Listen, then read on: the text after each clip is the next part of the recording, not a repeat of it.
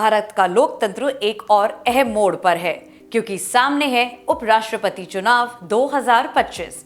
ये चुनाव सिर्फ एक पद का नहीं बल्कि संसद की आत्मा है। क्या विपक्ष पहली बार इतिहास बदल पाएगा या एनडीए की संख्या बल फिर से जीत हासिल कर लेगी? आज हम जानेंगे इतिहास, उम्मीदवार, समर्थन का गणित और विपक्ष की रणनीति के बारे में। दोस्तों, उपराष्ट्रपति चुनाव इतना अहम आखिर क्यों है? नमस्कार, मैं हूं मोनिका सिंह और आप देख रहे हैं इन खबर। भारत का उपराष्ट्रपति राज्यसभा का अध्यक्ष भी होता है। उपराष्ट्रपति यानी राज्यसभा का अध्यक्ष मतदान करने आते हैं सांसद और वोटिंग गुप्त तरीके से की जाती है। इसमें व्हिप लागू भी नहीं होता, इसलिए ये चुनाव हमेशा रोमांचक रहता है क्योंकि सांसद अपनी अंतरात्मा की आवाज से वोट डाल सकते हैं। अब जरा बात करते हैं कि उपराष्ट्रपति चुनाव के इतिहास की। क्या विपक्ष कभी ये चुनाव जीता है?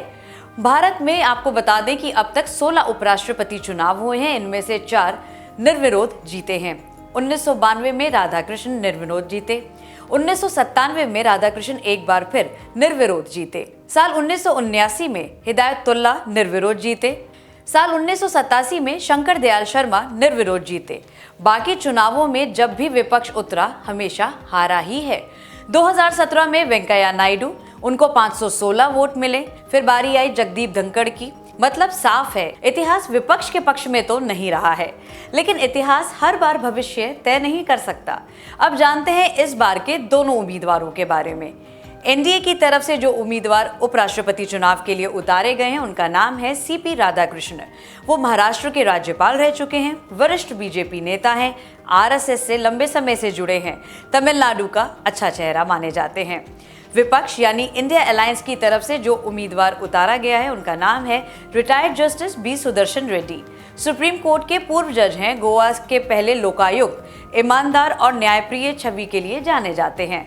तो मुकाबला है सत्ता बनाम न्याय की छवि का। समर्थन का गणित भी जरा समझ लेते हैं कि वो क्या कहता है।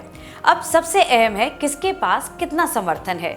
एनडीए के पास भाजपा के 240 लोकसभा के जो सांसद हैं वो हैं, राज्यसभा के 102 हैं। साथ में उनके खड़ी है TDP, JDU, LJP, AIADMK, NCP, JDS, RLD, AGP और कई अहम दल हैं। जहां तक इंडिया अलायंस की बात करें तो कांग्रेस के 99 लोकसभा के सांसद हैं, 27 राज्यसभा में हैं। जो उनके सहयोगी हैं वो है TMC, DMK, SP, RJD, NCP, SP आदि। बीजेडी और बीआरएस अभी तक खुला स्टैंड है उनका। वाईएसआरसीपी एनडीए के साथ तो है, लेकिन सीधा सीधा हिसाब एनडीए का यहाँ पे दिखने को जो मिल रहा है कि उनका पलड़ा ज्यादा भारी लग रहा है और विपक्ष की संख्या थोड़ी पीछे और काफी कमजोर नजर आ रही है। विपक्ष की रणनीति क्या है कि वो हमेशा सवाल उठाता है, फिर विपक्ष मैदान में क्यों ना हो। दरअसल वोटिंग गुप्त है, कोई पार्टी व्हिप जारी नहीं कर सकता, यानी उम्मीद है कि क्रॉस वोटिंग से खेल बदल सकता है। ये राष्ट्र की आत्मा बचाने की लड़ाई है। सुदर्शन रेड्डी की बात की जाए तो वो एनडीए के साथ साथ लगातार छोटे दलों को साधने में जुटे हुए हैं, मतलब रणनीति दोनों ओर से तेज है। दोस्तों, इतिहास में विपक्ष कभी उपराष्ट्रपति का चुनाव नहीं जीता है। इस बार भी एनडीए संख्या में काफी आगे है, लेकिन विपक्ष ने इस चुनाव को एक मूल्यों की जंग बना दिया है। 9 सितंबर 2025 को जब सांसद वोट डालेंगे तो ये सिर्फ एक पद का चुनाव नहीं होगा, ये तय करेगा लोकतंत्र किस दिशा में जाएगा।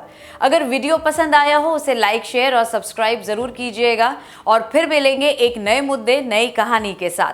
तब तक आप जुड़े रहिए इन खबर के साथ, क्योंकि ऐसे ही कुछ और जागरूक वीडियो में लेकर मैं मोनिका सिंह इन खबर पर आती रहूंगी।